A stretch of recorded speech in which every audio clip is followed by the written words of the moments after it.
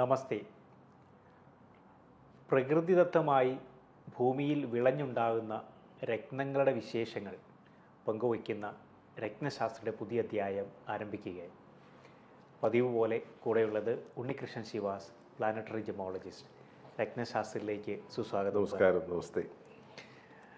നമ്മൾ പറഞ്ഞു വന്ന പോലെ മുമ്പുള്ള എപ്പിസോഡുകളിലൊക്കെ നമ്മൾ പറഞ്ഞ ഒരു കാര്യമായിരുന്നു കുംഭരാശിനെ കുറിച്ച് പറഞ്ഞു. അതിൽ നമ്മൾ ശനിയുടെ ഒരു പ്രത്യേകതകൾ അല്ലെങ്കിൽ അതിൻ്റെ ഒരു സവിശേഷതകളൊക്കെ നമ്മൾ പറഞ്ഞു. ശനിയുടെ കൂടെ ഈ കുംഭരാശിയിൽ വ്യാഴവും കൂടെ ഉണ്ടെങ്കിൽ ആ ഒരു നല്ല കൺജങ്ഷൻ വരുമ്പം ഉണ്ടാകുന്ന സവിശേഷതകൾ ഒക്കെ നമ്മൾ പറയുകയുണ്ടായി. അതോടൊപ്പം തന്നെ എനിക്ക് തോന്നുന്നു നമ്മൾ പറഞ്ഞതാണ് അങ്ങനെയുള്ള കുറച്ച് നല്ല കൺജങ്ഷൻസ് കുറിച്ച് ഒരേ ഹൗസിൽ നിൽക്കുന്നതാണ് ഈ കൺജങ്ഷൻസ് എന്ന് പറയുന്നത്. നല്ല കൺജങ്ഷൻസ് നല്ല ഫലങ്ങൾ ചെയ്യും. ഫ്രണ്ട്ലി പ്ലാനറ്റ്സ് ഒരുമിച്ച് നിന്നാൽ ഭയങ്കര ഗുണമായിരിക്കും. അത് ഏത് ഭാവത്തിൽ നിൽക്കുന്ന ആ ഭാവത്തിനായിരിക്കും കൂടുതലായിട്ടും നമുക്ക് ഗുണം വരുന്നത്. ഇപ്പോൾ 4th ഹൗസിലൊക്കെ മേടലഗ്നം 4th ഹൗസിൽ ചന്ദ്രനും വ്യാഴവും നിൽക്കുന്നു. ഭയങ്കര ഗുണമാണിത്. മനസ്സിലല്ലേ? വളരെ സവിശേഷത കാരണം ഭാഗ്യാധിപനാണ്. മേടലഗ്നക്കാർക്ക് ഭാഗ്യാധിപൻ കൂടെ വ്യാഴം. വ്യാഴം 4ൽ ഉച്ചത്തിൽ ചന്ദ്രൻ്റെ കൂടെ. ചന്ദ്രൻ സ്വക്ഷേത്രമായിട്ട് നിൽക്കുക.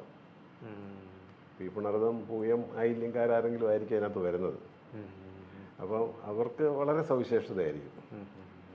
അപ്പോൾ നമുക്ക് നല്ല വീട്ടിൽ താമസിക്കാൻ ഇഷ്ടം പോലെ വെള്ളത്തിനൊരു കുറവും അവർക്ക് ജീവിതത്തിൽ ഉണ്ടാകത്തില്ല. കാരണം കർക്കിടകം വെള്ളമാണ്, ജലരാശിയാണ്. എവിടെ കുഴിച്ചാലും വെള്ളം കിട്ടും. പിന്നെ ഈ പറഞ്ഞ പോലെ പുഴയോ എന്തെങ്കിലും കാണും, കുളമൊക്കെ എന്തെങ്കിലും ചുറ്റുവട്ടത്ത് നിൽക്കും. നല്ല ഐശ്വര്യമുള്ള വീട്. ഈ 4th ഹൗസിൽ നിൽക്കുന്ന ആൾക്കൊക്കെ ചില കാര്യങ്ങൾ ഇതുപോലെ അസ്ട്രോളജി, അതുപോലെ തന്നെ വാസ്തു സംബന്ധമായ കാര്യങ്ങൾ. വ്യാഴം 4ൽ നിന്നാൽ അങ്ങനെ ഒരു കണക്കുണ്ട്. വാസ്തുവിൻ്റെ ആൾക്കാർ ഒക്കെ വാസ്തുവായിട്ട് ബന്ധപ്പെട്ട് നിൽക്കുന്ന ആൾക്കാർക്കൊക്കെ അങ്ങനത്തെ ഒരു പ്ലാൻ കാണാറുണ്ട്. മറ്റ് ഗ്രഹങ്ങളുടെ പൊസിഷൻ കൂടെ നമ്മൾ അനലൈസ് ചെയ്ത് വേണം പോകാനായിട്ട്. പിന്നെ നമുക്ക് റോങ് കൺജക്ഷൻ നിൽക്കുന്നു. ഇപ്പോൾ 7th ഹൗസിൽ തന്നെ റോങ് കൺജക്ഷൻ നിൽക്കുന്നു. ആ കൺജക്ഷൻ എത്രമാത്രം ഇൻറ്റൻസിറ്റി ഉണ്ട്. 7th ഹൗസ് പാർട്ട്ണർ സൈഡ് ആയതുകൊണ്ട് വീനസിന് വളരെ ഇമ്പോർട്ടൻസ് ഉണ്ട്. വീനസ്, ശുക്രൻ, അതും മോശമായി നിൽക്കുന്നു. 7th ഹൗസിൻ്റെ ആള് ശരിക്കും ആ ഗ്രഹം നീചത്തിപ്പെട്ട് കിടക്കും. ഇതൊക്കെ ഭയങ്കരമായിട്ട് നമുക്ക് പ്രോബ്ലംസ് ഉണ്ട്. അതെല്ലാം ഫാമിലിയെ കൊള്ളിക്കും. പിന്നെ അതുപോലെ ചാർട്ടിന് ഉണ്ട്. അത് നമുക്ക് കുംഭലഗ്നമല്ല, മകര ലഗ്നം.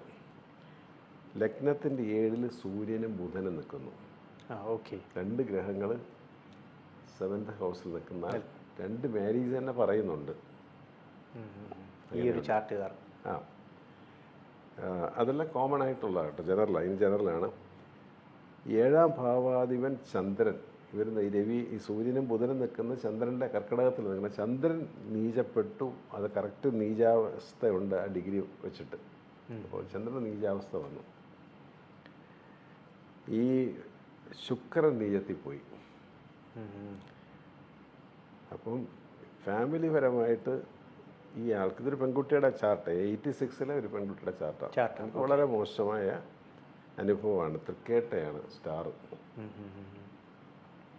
അപ്പോൾ ഈ 7ാം ഭാവം പോയി എന്ന് പറഞ്ഞാൽ ഈ ഇത് ഫസ്റ്റ് മാരേജ് പോയി, സെക്കൻഡ് മാരേജും കുഴപ്പത്തിൽ നിൽക്കുന്ന അവസരത്തിലാണ് ഞങ്ങൾ തമ്മിൽ കാണുന്നത്. അതായത് അതിൻ്റെ കാരണം എന്ന് വെച്ചാൽ ഈ 7th ഹൗസിൽ നിൽക്കുന്ന സൂര്യനും ബുധനും നോക്കിയാൽ അതിൽ ബുധനെ നോക്കുകയാണെങ്കിൽ ബുധൻ 6ാം ഭാവാധിപൻ 7ൽ വന്നു. 6 ഒരു നല്ല ഹൗസല്ല.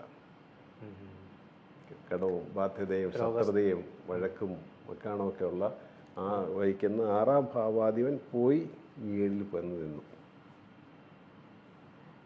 പിന്നെ നിൽക്കുന്ന സൂര്യന് അഷ്ടമാധിപൻ പോയി 7ൽ നിൽക്കുന്നു. അപ്പോൾ 7ലെ കൺജക്ഷൻ ഒരു കാരണവശാലും അവർ ഫേവറബിളായിട്ട് വരുന്നില്ല. കാര്യം ഈ ബുധൻ ഭാഗ്യാധിപനാണെങ്കിൽ പോലും ഈ 9ൽ ശുക്രൻ നീചത്തിൽ പോയി. അപ്പോൾ ഫാമിലി ലൈഫ്, മാരേജ്, അങ്ങനെയുള്ള കാര്യങ്ങളൊക്കെ തരേണ്ട സുഖങ്ങളെല്ലാം തരേണ്ടത് ശുക്രൻ്റെ ഇതോടുകൂടി അതും കട്ടായി. അപ്പോൾ അതുകൊണ്ട് എന്താ പറ്റിയത്? ഈ ശുക്രൻ ആരംഭിച്ച 5ാം ഭാവാധിപൻ കൂടെ ആ സന്താനപരമായ കാര്യങ്ങളും ഗുണമില്ലാതെ പോയി. കാരണം സെക്കൻഡ് മാരേജിൽ പ്രോബ്ലമായി. സെക്കൻഡ് മാരേജിലാണ് കുട്ടി ഉണ്ടായത്. സെപ്പറേറ്റ് ആയിട്ട് താമസിക്കുന്നു. ഒരു കുട്ടി പുള്ളിയുടെ കസ്റ്റഡിയിൽ. പുറത്താണ് അവർ. എൻ്റെ പാസ്പോർട്ട് പിടിച്ചു വെച്ചിരിക്കുന്നു. അപ്പോൾ നോക്കിക്കോണം എത്ര മാത്രം ഈ പെൺകുട്ടി സഫർ ചെയ്യുന്നുണ്ടെന്നുള്ളത്.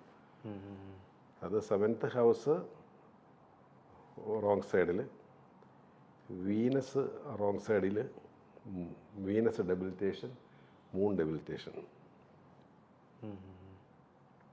മനസ്സിലായോ? അപ്പം ജോലിയുണ്ട്, ജോലി കുഴപ്പമില്ലാതെ കേട് നീങ്ങി പോകുന്നുണ്ട്. പക്ഷേ മാനസികമായിട്ട് നോക്കുമ്പോൾ ഈ അപ്പം ഇതിനെല്ലാം കാരണം, ഇതെല്ലാം കൊണ്ട് എന്താണ് സംഭവിക്കുന്നത്? മനസ്സാണ് പോകുന്നത്. അപ്പോൾ മനസ്സ് പോകണമെങ്കിൽ ചന്ദ്രൻ നീചാവസ്ഥ വരണം. അപ്പം മനസ്സ് 7ാം ഭാവത്തെ പാർട്ട്ണറിനെ ഓർത്തായിട്ടാണ് മനസ്സ് വേദനിപ്പിക്കുന്നത്. ഞാൻ പറഞ്ഞില്ല, ഏത് പൊസിഷനിലാണ് നിൽക്കുന്നത് അതായിരിക്കും നമ്മളെ വിഷമിപ്പിക്കുന്നത്. 10ലാണ് കർമ്മം കൊണ്ടായിരിക്കും നമുക്ക് ദുരിതം. 7th ഹൗസ് ആയതുകൊണ്ട് ഈ പറയുന്ന പാർട്ട്ണർ സൈഡാണ് വന്നിരിക്കുന്നത്. 6ലാണ് രോഗവും കടവും ശത്രുക്കളും ആയിരിക്കും. അത് അതിൻ്റെ ദശാകാലം കൂടെ വരുമ്പോൾ അങ്ങനെയാണ് നമ്മളിത് പറയാൻ പറ്റും. അല്ലാതെ ജനറലി ചന്ദ്രൻ ഇങ്ങനെ നിന്ന് എങ്ങനെയായിരിക്കും അല്ലെങ്കിൽ പാർട്ട്നേഴ്സ് ഒന്നും ഗുണമില്ല എന്നല്ല പറയുന്നത്. 7ാം ഭാവാധിപനായിട്ട് വരും. അത് കറക്റ്റ് നീചത്തിൽ വീഴുകയും ചെയ്താൽ ഈ അനുഭവങ്ങളുണ്ടാകും. 7 നിൽക്കുന്ന ഗ്രഹങ്ങൾ നല്ലതാണെങ്കിൽ, ഇപ്പോൾ 7ൽ അവിടെ വ്യാഴം വന്നിരുന്നെങ്കിൽ വ്യാഴത്തിൻ്റെ എക്സോൾട്ടഡ് പൊസിഷനാണ് ഈ കർക്കിടകം. അവിടെ നിന്നാൽ ഈ വർഷം അത്ര പറയാനില്ല, മാറ്റം സംഭവിക്കുമായിരുന്നു. മറിച്ചും സംഭവിക്കാം.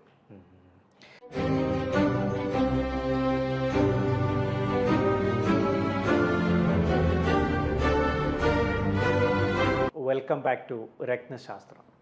നമ്മൾ ഒരു ചാർട്ട് ആണ് അനലൈസ് ചെയ്തുകൊണ്ടിരുന്നത്. അതിൽ ഈ റോങ് കൺജക്ഷൻസിൻ്റെ ഒരു എഫക്റ്റുകൾ അല്ലെങ്കിൽ അതിൻ്റെ ഒരു അനുഭവങ്ങളാണ് നമ്മൾ ഇവിടെ പങ്കുവച്ചത്. അപ്പോൾ ഈ വ്യക്തിക്ക് മൊത്തത്തിലൊരു ഈസി ആയിട്ടുള്ള ഒരു സമയമല്ല കടന്നു പോകുന്നത്. ഏറ്റവും ചലഞ്ച് നിൽക്കുന്നത് 7th ഹൗസിലാണ്. പാർട്ണറെ കൊണ്ടാണ്. 7th ഹൗസ് ആണല്ലോ ഇവിടെ മൊത്തത്തിൽ ഡാമേജ് ആയി നിൽക്കുന്നത്. 7th house damage, Venus debilitation, moon debilitation, ഇതെല്ലാം കൊണ്ടും ആൾക്ക് ആ ഒരു കാര്യത്തിനകത്ത് എന്തോ ഒരു പഴയ ബർത്തിൽ ഉള്ള ഒരു കാര്യമായിരിക്കാം ഇവിടെ വന്ന് ഭവിച്ചിരിക്കുക, അനുഭവിക്കുക. ഇതിനൊന്നും പരിഹാരമില്ല. 7th ഹൗസ് നിൽക്കുന്ന സൂര്യൻ്റെ കല്ലോ അതിൻ്റെ കൂടെ നിൽക്കുന്ന ബുധൻ്റെ കല്ലോ, രവി ബുധൻ ഇവണയോഗം. അത് ജോലിയിൽ ആ കുട്ടിക്ക് ആ ഗുണം ഉണ്ട്. പക്ഷെ എന്നാലും അതിൻ്റെ സ്റ്റോൺസ് നമുക്ക് കൊടുക്കാൻ പറ്റത്തില്ല. വീനസിന് ഡെബിലിറ്റേഷൻ ഉണ്ട്. ശുക്രൻ്റെ കല്ല് ഒന്നും ഉപയോഗിക്കാൻ പറ്റത്തില്ല. ചന്ദ്രൻ നിൽക്കുന്നു, ചന്ദ്രൻ നീചാവസ്ഥയിൽ നിൽക്കുന്നു, ചന്ദ്രൻ്റെ കല്ലും കൊടുക്കാൻ വയ്യ. ഈ ചന്ദ്രന് പരിഹാരമില്ല അവിടെ. അപ്പോൾ അത് കുറച്ച് നമ്മൾ സർട്ടൻ തിങ്സ് നമ്മൾ അനുഭവിച്ചേ പറ്റുള്ളൂ. നമ്മൾ എത്ര മഹാനാണേലും എന്തെല്ലാം കാര്യങ്ങളുണ്ടെങ്കിലും നമ്മൾ പഴയ ബർത്തിൽ എൻ്റെ ഇമ്പാക്റ്റ് നമ്മുടെ ബർത്ത് ചാർട്ടിലുണ്ട്. അത് അനുഭവിച്ച് തന്നെ നമ്മൾ കുറേ എല്ലാം അനുഭവിച്ചു പോകണം. നല്ല കാര്യങ്ങൾ ചെയ്യുക, നല്ല പ്രവർത്തികൾ ചെയ്യുമ്പോൾ അതിൻ്റെ പലിശ കൊടുക്കേണ്ടത് മാത്രം ഡിവിഡൻഡ് ഒഴിവാക്കി കിട്ടും. എന്നാലും കാര്യം നമ്മൾ അനുഭവിച്ചേ പറ്റുള്ളൂ. അതാണ്. ഇപ്പം ഈ ഒരു ചാർട്ടിൽ ഈ വ്യക്തിക്ക് ഏതായിരിക്കും നമുക്ക് നമ്മുടെ പുള്ളിയുടെ ലഗ്നാധിപനും പുള്ളിക്ക് ഈ പെൺകുട്ടിക്ക് ജോലി കാര്യങ്ങളെല്ലാം തരുന്നത് ശനിയാണ്. 11ൽ ആ ശനി നിൽപ്പുണ്ട്. ശനിയുടെ സ്റ്റോണ് ബ്ലൂ സഫയർ, ഇന്ദ്രനീലം. അതാണ് ആൾക്ക് സൂട്ടബിൾ ആയിട്ടുള്ള ഒരു രത്നം അല്ലേ? ഇന്ദ്രനീലം, എമത്തിസ്റ്റ്, ലാപ്പിസ് ലസൂലി ഇങ്ങനെയുള്ള സ്റ്റോൺസുകളെല്ലാം യൂസ് ചെയ്യാം. ബ്ലൂ കളറുള്ള ഒരു ബ്ലൂ മയം, ഒരുപാട് നെഗറ്റിവിറ്റിയെ കളയുന്ന ചെറിയ ചെറിയ സെമി പ്രീഷ്യസ് സ്റ്റോണുകളുണ്ട്. ലാപ്പിസ് ലസൂലിയൊക്കെ അതുപോലത്തെ സ്റ്റോണുകളാണ്. അതെല്ലാം നമുക്ക് ഉപയോഗിക്കാൻ പറ്റും. പേള് യാതൊരു കാരണവശാലും ഉപയോഗിക്കാൻ പാടില്ല. ഡയമണ്ട് ഒരു കാരണവശാലും ഉപയോഗിക്കാൻ പാടില്ല. റൂബിയെ, എമറാൾഡ് ഉപയോഗിക്കാൻ കൊള്ളത്തില്ല. മനസ്സിലായോ? അപ്പം ഇങ്ങനെയുള്ളവരൊക്കെയാണ് നവരത്ന മോതിരമൊക്കെ ഇട്ടാൽ കുടുങ്ങി പോകുന്നത്. കാരണം കൂടുതൽ മേജർ ഇപ്പം നമ്മളെപ്പോഴും പറയാറുണ്ട് നവരത്നത്തെക്കുറിച്ച്. നവരത്ന മോതിരങ്ങൾ ഉപയോഗിക്കുമ്പോൾ നമ്മൾ ജസ്റ്റ് ഒരു ജം കൺസൾട്ടേഷൻ എടുത്തിട്ടേ ചെയ്യാവുള്ളൂ. കാരണം ഇതുപോലെ ഇത്രയും മേജർ പ്ലാനറ്റ്സ് എല്ലാം ഒരു മിസ്പ്ലേസ്ഡ് ആയിട്ടിരിക്കുന്നു. അല്ലെങ്കിൽ ഒരു നെഗറ്റീവ് പോയിന്റ് നിൽക്കുന്നവർക്ക് ഒരു കാരണവശാലും, പ്രത്യേകിച്ച് ഇതിനകത്ത് ഡയമണ്ട് ഒട്ടും മാച്ചിങ് അല്ല, നവരത്നത്തിനകത്ത് ഡയമണ്ട് ആണല്ലോ ഏറ്റവും ഹാർഡ്നെസ് ഉള്ള കല്ല്, ഒരു കാരണവശാലും കല്ല് ഉപയോഗിക്കാൻ പാടില്ല. കാരണം ഈ പേളും ഡയമണ്ടും അതുപോലെ തന്നെ സൂര്യൻ്റെയും ബുധനും എല്ലാ കല്ല് അതിനകത്തുണ്ട്. Emerald, blue sapphire, single blue sapphire ഒരു 4-5 ക്യാരറ്റ് ഉപയോഗിക്കാം, യൂസ് ചെയ്യാനായിട്ട് പറ്റും. അല്ലെങ്കിൽ അതിന് പകരം അമെത്തിസ്റ്റ് ഉപയോഗിക്കാൻ പറ്റും, ലാപ്പീസ് ലിസോലി ഉപയോഗിക്കാൻ പറ്റും, ബ്ലൂ ടോപ്പാസ് ഉപയോഗിക്കാൻ പറ്റും. അതായത് ബ്ലൂ ഒരു ഷെയ്ഡ് അല്ലെങ്കിൽ കളർ വരുന്ന രത്നങ്ങൾ ആൾക്ക് ചൂസ് ചെയ്യാം. ടർമലൈൻ ഉപയോഗിക്കാൻ പറ്റും, അയോലൈറ്റ് ഉപയോഗിക്കാൻ പറ്റും. അങ്ങനെ വെറൈറ്റി ഓഫ് സ്റ്റോൺസ് തന്നിട്ടുണ്ട് പ്രകൃതി. വെറൈറ്റി ഓഫ്, അത് കാശുള്ളവർക്ക് മാത്രമല്ല എല്ലാവർക്കും ഉപയോഗിക്കാവുന്ന കല്ലുകൾ ഉണ്ട്. ശനിയായിട്ട് കണക്റ്റഡ് ആയിട്ടുള്ള രത്നങ്ങളുണ്ട്. അത് നമ്മൾ കറക്റ്റായിട്ട് സജസ്റ്റ് ചെയ്യുകയും കറക്റ്റായിട്ട് കൊടുക്കുകയും ചെയ്യണമെന്ന് മാത്രമേ ഉള്ളൂ. അപ്പോൾ ഇവിടെ ഒന്നും നമുക്ക് ഒരു ബിസിനസ് പോയിന്റ് ഓഫ് വ്യൂവിൽ കല്ല് സജസ്റ്റ് ചെയ്യാൻ പറ്റുമോ? ഒന്നുമില്ല, ഒരിക്കലും ചെയ്യാൻ പാടില്ല. മെയിനായിട്ടുള്ള പല ഗ്രഹങ്ങളുടെയും രത്നങ്ങൾ ആൾക്ക് ഒട്ടും പറ്റില്ല. റൂബി പറ്റില്ല, എമറാൾഡ് പറ്റില്ല, അതുപോലെ തന്നെ ഡയമണ്ട് ഒട്ടും പറ്റില്ല, പേൾസ് അല്ലെങ്കിൽ മൂൺ സ്റ്റോൺ ഇതൊന്നും ആൾക്ക് യൂസ് ചെയ്യാനായിട്ടില്ല. അപ്പോൾ ഈ വ്യക്തി ഒരിക്കലും ഒരു നവരത്നത്തെക്കുറിച്ച് പോലും ചിന്തിക്കാതിരിക്കുന്നതാണ് നല്ലത്. പ്രത്യേകം നമ്മൾ പറഞ്ഞിട്ടുണ്ട്. അപ്പോൾ ഈ പറയുന്ന അനുയോജ്യമായിട്ടുള്ള രത്നം എന്ന് പറയുന്നത് ഈ പറയുന്ന ഇന്ദ്രനീലം, അത് കുറച്ച് നല്ല ക്യാരറ്റേജ് യൂസ് ചെയ്യുക. അതിനുള്ള ബഡ്ജറ്റ് ഇല്ലെങ്കിൽ അതിൻ്റെ ഉപരത്നങ്ങൾ ഉപയോഗിക്കുക. അമത്തീസ്റ്റ് പോലെ ചെറിയ ക്യാരറ്റ്, ബ്ലൂ സഫയർ, ബാക്കി എല്ലാ ഉപരത്നങ്ങളൊക്കെ വലിയ വിലയൊന്നും വരത്തില്ല. ആ ഒരു കാറ്റഗറി സിൽവറിൽ ഉപയോഗിക്കാം നമുക്ക്. പിന്നെ മെറ്റലൊന്നും നമുക്ക് വിഷയമല്ല, ഒന്നിനകത്ത് മെറ്റൽ വിഷയമല്ല. മെറ്റല് ആ സ്റ്റോണിനെ ഹോൾഡ് ചെയ്ത് വെക്കുന്ന ഒരു സംഭവം എന്നുള്ളതേ ഉള്ളൂ. ചില രത്നങ്ങൾക്ക് ചില അനുയോജ്യമായ അതിൻ്റെ കളർ കൊണ്ട് ഉള്ള ഒരു മാച്ചിങ് ഉണ്ട്. ഇപ്പോൾ യെല്ലോ സഫയറിന് ഗോൾഡ് ആണ് അതിൻ്റെ മാച്ചിങ് ആയിട്ട് നമുക്ക് വരുന്നത്. എന്നാൽ അത് നോർത്ത് ഇന്ത്യൻസും ഒക്കെ കൂടുതലും സിൽവറിലാണല്ലോ ഉപയോഗിക്കുന്നത്. അതുകൊണ്ട് ഫലപ്രാപ്തിക്ക് കുറവൊന്നും ഉണ്ടാവാൻ ചാൻസ് ഇല്ല. അപ്പോൾ അത് അതാണ് ഞാൻ പറഞ്ഞത്, കൺജക്ഷൻസ് നല്ലതും മോശമുണ്ട്. പല ഗ്രഹങ്ങളും റോങ് സൈഡിൽ നിൽക്കുന്ന ചാർട്ടുകളുണ്ട്. എന്നാൽ ഒരു മേജർ ഗ്രഹങ്ങളും ആ വ്യക്തിയെ സപ്പോർട്ട് ചെയ്യുന്ന ചാർട്ടുകളുണ്ട്. ഒരേ നക്ഷത്രത്തിൽ ജനിച്ചതെന്ന് പറഞ്ഞിട്ട് കാര്യമില്ല. ഒരേ നക്ഷത്രത്തിൽ ജനിച്ച പലർക്കും പലതരത്തിലുള്ള, ഇപ്പോൾ ഇതിനകത്ത് ഈ കുട്ടിയുടെ തൃക്കേട്ട നക്ഷത്രമാണ്. തൃക്കേട്ട നക്ഷത്രക്കാർക്ക് എല്ലാം ഈ അവസ്ഥയുണ്ടോ? ഇല്ല. നല്ല ഫാമിലി ലൈഫ് നയിക്കുന്നവരല്ലേ, നന്നായിട്ട് സന്തോഷമായിട്ട് ജീവിക്കുന്നവരുണ്ടല്ലോ. അപ്പോൾ തൃക്കേട്ട പിന്നെ അതിൻ്റെ സ്റ്റോണ് മരതകം മേടിച്ചിട്ടാൽ മതിയോ? കാറ്റ്സൈ മേടിച്ചിട്ടാൽ മതിയോ? പറ്റത്തില്ല. ഭയങ്കര റോങ് ആയിട്ടുള്ളൊരു കാര്യമായി മാറും. അപ്പോൾ നമ്മൾ നെക്സ്റ്റ് നക്ഷത്രമോ അല്ലെങ്കിൽ നോക്കിയിട്ട് എമറാൾഡെന്നും പറഞ്ഞ് ചാർട്ടുണ്ട് ഇതിനത്. ഐല്യം, കേട്ട, രേവതി, എമറാൾഡ് ഈ കുട്ടിക്ക് പറ്റുമോ? ഇല്ല. അപ്പോൾ ഇതാണ് ഇൻ ജനറലി നമ്മൾ നക്ഷത്രക്കല്ല് ഏതാണെന്ന് എല്ലാവരും ചോദിക്കുന്നത്. ഞാൻ പറഞ്ഞു അങ്ങനെ കല്ലില്ലല്ലോ, അങ്ങനെ ഒരു കല്ലെന്തുവാ അതിലുണ്ട്? അല്ല, എൻ്റെ സാറ് ഭരണിയാണ്, എനിക്ക് ഡയമണ്ട് അല്ലേ ചേരുന്നത്. അതെങ്ങനെ പറ്റും? ഭരണിക്കാർക്കെല്ലാം ഒരേ അവസ്ഥാവിശേഷമാണോ? അതിനകത്ത് ഭരണിക്കാരന് വീനസ് നന്നായിട്ട് നിൽക്കുന്ന ആളാണെങ്കിൽ ഓക്കെ, യൂസ് ചെയ്യാം. വീനസ് ഡെബിലിറ്റേഷൻ ആണെങ്കിൽ തൊടാൻ കൊള്ളത്തില്ല. ഒരിക്കലും ഒരു നക്ഷത്രത്തെയോ അല്ലെങ്കിൽ ജനിച്ച മാസത്തെയോ സോഡിയാക് സൈനിനെയോ മാത്രം നോക്കി രത്നങ്ങൾ വാങ്ങി ഉപയോഗിക്കരുത്. അതാണ് ഇതിൻ്റെ ഒരു രത്നച്ചുരുക്കം. എനിക്ക് തോന്നുന്നു നമ്മൾ ഈ രത്നങ്ങളെക്കുറിച്ച് അല്ലെങ്കിൽ ഈ ഒരു കൺജക്ഷൻസ് നല്ലതും അതുപോലെ തന്നെ റോങ്ങുമായിട്ടുള്ള കൺജക്ഷൻസ് വരുമ്പോൾ അതിൻ്റെ അനുഭവങ്ങളാണ് നമ്മൾ പങ്കുവച്ചത്.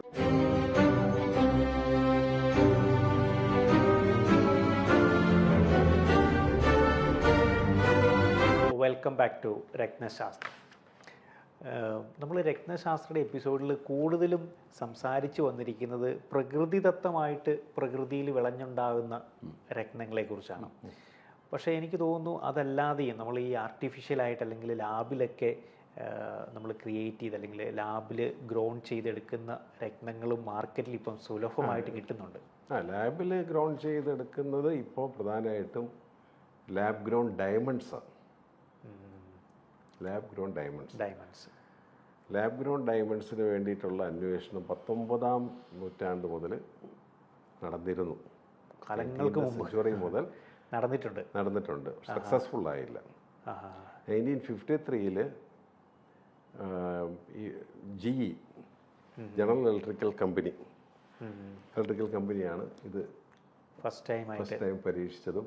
1954 ചെറിയ ചെറിയ ഓർണമെൻറ്റ്സ് വന്ന് ഇപ്പം ഇഷ്ടംപോലെ ഓർണമെൻറ്റ്സുമായി മാർക്കറ്റിൽ ഇഷ്ടംപോലെ അത് വന്നു. കാരണം ഡയമണ്ടിൻ്റെ അതേ ഫിസിക്കൽ പ്രോപ്പർട്ടീസ് എല്ലാം ഇതിനുണ്ട്. എല്ലാ ക്യാരക്ടറിസ്റ്റിക്സും ഉൾക്കൊള്ളിച്ചുകൊണ്ട് ലാബിലുണ്ടാക്കുന്നു, ക്രിയേറ്റ് ചെയ്യുന്നു. അത് SPST എന്ന് പറഞ്ഞ ട്രീറ്റ്മെൻറ്റ്, പിന്നെ CVD എന്ന് പറയുന്ന ട്രീറ്റ്മെൻറ്റ്, കെമിക്കൽ വേപ്പറൈസേഷൻ ഡെപ്പോസിറ്റ്. ഈ ടെക്നിക്സ് ഉപയോഗിച്ചിട്ട് വളരെ ഫാസ്റ്റായിട്ട് അത് ഉപയോഗിക്കുന്നത്. ഒരു നാച്ചുറലായിട്ടുള്ള ഡയമണ്ട് പ്രകൃതിയിൽ ഭൂമിയിൽ അഗാധ ഗർത്തത്തിൽ കിലോമീറ്ററോളം താഴെ മനസ്സിലല്ലേ, കരി ഉരുത്തിരിഞ്ഞ് ഒരു ഡയമണ്ട് ആണെങ്കിൽ ചിലപ്പോൾ millions and billions of years കൊണ്ടാണ് ഉണ്ടാകുന്നത്. ഇത് തമ്മിലുള്ള വ്യത്യാസം എന്ന് വെച്ചാൽ ഇങ്ങനെ ഉണ്ടാകുന്ന നാച്ചുറലായിട്ടുള്ള ഈ വജ്രം അല്ല വൈരം, അതിനകത്ത് പ്രകൃതി മാതാവിൻ്റെ ഒരു കയ്യൊപ്പുണ്ട്. ലാബ് ഗ്രൗണ്ട് ഡയമണ്ടിനകത്ത് അതില്ല. ലാബ് ഗ്രൗണ്ട് ഡയമണ്ട് മണിക്കൂറുകൾ കൊണ്ടും ആഴ്ചകൾ കൊണ്ടും മണിക്കൂറുകൾ കൊണ്ടുമാണ് ഇപ്പോൾ മാനുഫാക്ചർ ചെയ്ത് വരുന്നത്. ഒരു കണക്കിന് പറഞ്ഞാൽ അക്സസബിൾ ലക്ഷറിയാണ്, ആർക്കും അക്സസ് ചെയ്യാൻ പറ്റും. അല്ലെങ്കിൽ നമുക്ക് കയറാൻ പറ്റത്തില്ല ഇതിനകത്ത്. ഈ ഡയമണ്ടിൻ്റെ ഒരു വില വെച്ച് നോക്കുകയാണെങ്കിൽ സാധാരണക്കാരന് ചിന്തിക്കാൻ പോലും പറ്റത്തില്ല. അത്രത്തോളം ഒരു എക്സ്പെൻസീവ് ആയിട്ടുള്ള ഒരു കാരണവശാലും ഇപ്പം ഞാൻ ഒരു 2 carats ഒരു ലാബ് ഗ്രൗണ്ട് ഡയമണ്ടായി ഉപയോഗിച്ചിരിക്കുന്നത്. ഇത് വന്നപ്പോൾ തന്നെ ഞാൻ മേടിച്ച് അത് ഉപയോഗിക്കുക. ഇത് ഒരാൾക്ക് ഇത് ഡയമണ്ട് അല്ല എന്ന് ഒറ്റ കാഴ്ചയില്ല പലരും. ഇത് കാരണം ഇതിനുള്ള പ്രത്യേകം എന്ന് പറയുന്നത് ഈ IGI സർട്ടിഫിക്കേഷൻ കിട്ടും. IGI അത് ഏറ്റെടുത്തിട്ടുണ്ട്, സർട്ടിഫൈ ചെയ്യുന്നുണ്ട്. IGI സർട്ടിഫൈ ചെയ്യുന്നുണ്ട്. അപ്പോൾ നമ്മൾ സർട്ടിഫിക്കേഷനിൽ ഇതിൻ്റെ എല്ലാ ഗ്രേഡുകളും അതിനകത്ത് ഇൻവോൾവ് ആയിട്ടുണ്ട്. എല്ലാ ഗ്രേഡുകളും, അതായത് VVS, IFഉം VVS ഉണ്ട്, കളറുകൾ D കളറുണ്ട്, E to D കളറുണ്ട്. അതായത് നാച്ചുറൽ ഡയമണ്ട്സിന് കിട്ടുന്ന പോലെ തന്നെ അതിൻ്റെ ഹാർഡ്നെസ്സും അതിൻ്റെ കളറും ഒക്കെ നമുക്കിതിലും കിട്ടുമല്ലേ. ലൈറ്റ് പെർഫോമൻസ് അനലൈസിസ് വെച്ചിട്ടാണ് ഈ IGI ഒക്കെ ഇതിൻ്റെ ലൈറ്റ് റിഫ്ലക്റ്റ് ചെയ്യാവുന്ന, അതാണല്ലോ ഇതിൻ്റെ കല്ലുകൾ കണ്ടുപിടിക്കുന്നുണ്ട് ഡയമണ്ട്സിൻ്റെയൊക്കെ. ആ ടെക്നോളജിയാണ് ഇതിനുമെല്ലാം ഉപയോഗിക്കുന്നത്. അപ്പോൾ സർട്ടിഫിക്കേഷനോട് കൂടിയാണ് വരുന്നത്. D കളർ കണ്ടാൽ ഇപ്പം നമ്മൾ ഇതേപോലത്തെ ഒരു 2 carats ഒരു D കളർ, നല്ല കളറുള്ള കല്ലാണ് ഇത്. നമ്മൾ ഒരു ഡയമണ്ട് വാങ്ങിക്കണേ മേ ബി ഒരു 10-18 ലക്ഷം രൂപ വരും. മനസ്സിലല്ലേ, നാച്ചുറൽ ഡയമണ്ട്. പക്ഷെ അതും ഈ പറഞ്ഞ പോലെ അതിനും ഈ ലഭ്യതയും കുറവായിരിക്കില്ലേ ഈ നാച്ചുറൽ ഡയമണ്ട്സ്. ഈ D കളറൊക്കെ കിട്ടാൻ പാടാ. IF D കളറൊക്കെ കിട്ടാനൊക്കെ നമുക്ക് ബുദ്ധിമുട്ടാണ്. അതുകൊണ്ടാണല്ലോ ഭയങ്കര വിലയാണ് ഇത്രയും പ്രൈസും അതിന് വരുന്നത്. ഇതിനാണെങ്കിൽ ഒരു 50,000 to 70,000 റേഞ്ചിൽ 2 carat D കളർ കിട്ടുക. അപ്പോൾ ആൾക്കാർക്ക് ഈസി ആയിട്ട് നമുക്ക് ഡയമണ്ട് ധരിക്കണമെന്ന് മോഹമുള്ള ആൾക്കാർക്ക് ഇത് ധരിക്കാം. ഇതിൻ്റെ ഫലപ്രാപ്തിയെക്കുറിച്ച് ചോദിച്ചാൽ അതിനെക്കുറിച്ചുള്ള പഠനങ്ങൾ നടന്നു വരുന്നേ ഉള്ളൂ. അതിൻ്റെ ഫലപ്രാപ്തി അറിയാൻ വേണ്ടിയിട്ട് ഞാനിട്ടിരിക്കുന്നത്. ഞാൻ തന്നെ ആദ്യം പരീക്ഷിച്ച് നോക്കുക. എനിക്ക് വലിയ ഡയമണ്ട് മാച്ച് ചെയ്യുന്ന ഒരാളല്ല, എന്നാലും ഞാനത് ഉപയോഗിക്കുന്ന. പക്ഷെ ഒരു കുഴപ്പം കണ്ടില്ല. അപ്പോൾ എന്ന് വെച്ചാൽ ഒരു ഫലം ഉണ്ടോ എന്ന് ചോദിച്ചാൽ നമുക്ക് അതൊന്നും പറയാറായിട്ടില്ല. ഒരു പുതിയ ഒരു രത്നം അല്ലെങ്കിൽ ഇത് ലാബിൽ എല്ലാ കല്ലുകളും അങ്ങനെ ക്രിയേറ്റ് ചെയ്ത് വരുന്നൊന്നുമില്ല. ലാബിൽ ക്രിയേഷനുള്ള കല്ലുകളൊക്കെ ഉണ്ട്. എന്നാൽ ഇപ്പോൾ ലാബ് ഗ്രൗണ്ട് ഭയങ്കരമായ ഒരു ഡിമാൻഡ് വന്നിട്ടുണ്ട്. കാരണം ഡയമണ്ടിൻ്റെ ഒരു 10-1 വില പോലും ഇല്ല. മൂക്കുത്തി അടിക്കണേലും ഇത് ചെയ്യണമെങ്കിലും ഞങ്ങൾ നവരത്നം സെറ്റ് ചെയ്ത് കൊടുക്കുന്നുണ്ട്. ഡയമണ്ട് സൂട്ടബിൾ അല്ലാത്തവർക്ക് നവരത്നം ഇടാൻ വേണം, ലാബ് ഗ്രൗണ്ട് വെച്ച് കൊടുക്കാം. ഒരു മൂക്കുത്തി ഇടണം. ഡയമണ്ട് പോലെയൊക്കെ അതിനേക്കാളും ഉപരിയാണ് ഇതിൻ്റെ ഷൈനിങ് ബ്രൈറ്റ്നസ് വരുന്നത്. പക്ഷെ എനിക്കൊന്ന് മാർക്കറ്റിൽ ഇപ്പം ധാരാളമായിട്ട് ഇത് ആൾക്കാർ യൂസ് ചെയ്ത് ലാബ് ഗ്രോൺ ഡയമണ്ട് എന്ന് പറഞ്ഞ് തന്നെ ഞങ്ങളിപ്പോൾ കോട്ടയത്താണെങ്കിലും ഇവിടെയാണ് നമ്മൾ നമ്മൾ ഇപ്പോൾ സെയിൽ ചെയ്യുന്നത് അത് ലാബ് ഗ്രോൺ ആണെന്ന സർട്ടിഫിക്കറ്റ് ഉണ്ടല്ലോ. ആ സർട്ടിഫിക്കറ്റ് നമ്മൾ 50 സെൻറ്റ് മേലോട്ട് സർട്ടിഫിക്കറ്റ് ഉണ്ട്. ഇതിന് നമുക്ക് ബൈബാക്കും ഉണ്ട്. ബൈബാക്ക് ഗ്യാരണ്ടിയോടുകൂടിയാണ് കൊടുക്കുന്നത്. അപ്പോൾ ചെറിയ സ്റ്റഡുകൾ അതുപോലെ തന്നെ കമ്മലൊക്കെ ഇടണമെങ്കിൽ affordable price, accessible and luxury. Affordable luxury അതാണ് ഈ ഡയമണ്ട് ഇതിൻ്റെ പ്രത്യേകത. അതാണ് ഡയമണ്ടിന് പകരം ഇത് അസ്ട്രോളജിക്കലി പർപ്പസിന് വേണ്ടി ഉപയോഗിക്കാമെന്ന് ചോദിച്ചാൽ അതിനെക്കുറിച്ച് പറയാറായിട്ടില്ല. ഇതിൻ്റെ ഒരു ഫലപ്രാപ്തിയെക്കുറിച്ചിട്ട് പറയാറായിട്ടില്ല. പക്ഷെ ഒരു ഡയമണ്ട് ഉപയോഗിക്കണമെന്നുള്ള ആ ഒരു ആഗ്രഹം അല്ലെങ്കിൽ ആ ഒരു മോഹം നമുക്ക് ഈ ഒരു രീതിയിൽ നമുക്കതിനെ ചെയ്യാനായിട്ട് പറ്റും. പിന്നെ ഇതുപോലെ ഈ technologies, high speed electronic cooling system, semi conductors, ഇതിനൊക്കെ ഈ ഡയമണ്ട് ഉപയോഗിക്കുന്നത്. റെസിസ്റ്റൻസ് പവർ ഉണ്ടല്ലോ, electronics, thermal management and semi conductors, ഇതിനെല്ലാം ഈ ലാബ് ഗ്രോൺ ഡയമണ്ട്സ് ഉപയോഗിച്ച് വരുന്നുണ്ട്. ഇപ്പോൾ ചെറിയൊരു മിനി ഇൻഡസ്ട്രിയൽ പർപ്പസിനും ഈ ഒരു അത് ഡയമണ്ടിനും ഉണ്ടല്ലോ. ബോർട്ട വെറൈറ്റീസൊക്കെ മറ്റേ സാറ്റലൈറ്റിലൊക്കെ പിടിപ്പിക്കുന്ന റെസിസ്റ്റൻസ് പവറിന് വേണ്ടിയിട്ടൊക്കെ ഉപയോഗിക്കുന്നുണ്ടല്ലോ. കല്ലുകൾക്ക് അങ്ങനെ ഒരു ഗുണങ്ങളുണ്ട്. ആ രീതിയിൽ നമുക്കതിനെ യൂസ് ചെയ്യാനായിട്ട്. ഒബ്സിഡിയൻ എന്ന് പറഞ്ഞ കല്ല്, ഒബ്സിഡിയൻ ഷാർപ്പ്നെസ് അല്ലേ, ഇൻഡസ്ട്രിയൽ പർപ്പസിന് വേണ്ടി കട്ട് ചെയ്യാനുള്ള നൈഫ് പോലെ ഉപയോഗിക്കാമല്ലോ. ഒബ്സിഡിയൻ്റെ നൈഫ് വളരെ ഷാർപ്പായിട്ടുള്ള ഷാർപ്പ് കട്ടിങ് ഉള്ളതാണ്. അപ്പോൾ ഒരു രത്നത്തിൻ്റെ ഹാർഡ്നെസ്, അതിൻ്റെ ക്യാരക്ടറിസ്റ്റിക്സ്, അതിലടങ്ങിയിരിക്കുന്ന കണ്ടത് ഒബ്സിഡിയനകത്തൊക്കെ ഒരു ഗ്ലാസ് കണ്ടൻറ്റ് വരുന്നുണ്ട്. അത് ലാവയിൽ നിന്ന് വരുന്നതാണ്, ഓർഗാനിക് ലാവയിൽ നിന്ന് വരുന്നാലും അതിനകത്ത് ഗ്ലാസ് കണ്ടൻറ്റ് ഉണ്ട്. അതിൻ്റെ ഒരു ടെസ്റ്റർ എന്നൊക്കെ പറയുന്നത്, അല്ലെങ്കിൽ ഒരു തിളക്കമുണ്ട് അതിന് ഒരു ഗ്ലാസിൻ്റെ. അത് കട്ട് ചെയ്ത് വലിയ വാളിയാക്കിയ ഷാർപ്പായിട്ടുള്ള നൈഫായി പല ടൂൾസും ഉണ്ടാക്കാൻ പറ്റും ഒബ്സിഡിയൻ കല്ലുകൊണ്ട്. നമ്മൾ ബാൻഡൊക്കെ ആയിട്ട് ഇടുന്ന ഒബ്സിഡിയൻ കല്ലിൻ്റെ കാര്യം പറയുന്നത്. എനിക്ക് തോന്നുന്നു ഇന്നത്തെ നമ്മുടെ രത്നശാസ്ത്രയുടെ എപ്പിസോഡിലും ധാരാളം വിവരങ്ങൾ കൊണ്ട് സമ്പന്നമായിരുന്നു. കൂടുതൽ വിശേഷങ്ങളും വിവരങ്ങളുമായിട്ട് ഇനിയുള്ള എപ്പിസോഡിൽ നമുക്ക് കണ്ടുമുട്ടാം. ഇന്നത്തെ എപ്പിസോഡ് നമുക്ക് വൈൻഡപ്പ് ചെയ്യാനായിട്ടുള്ള സമയമായി. നമസ്കാരം.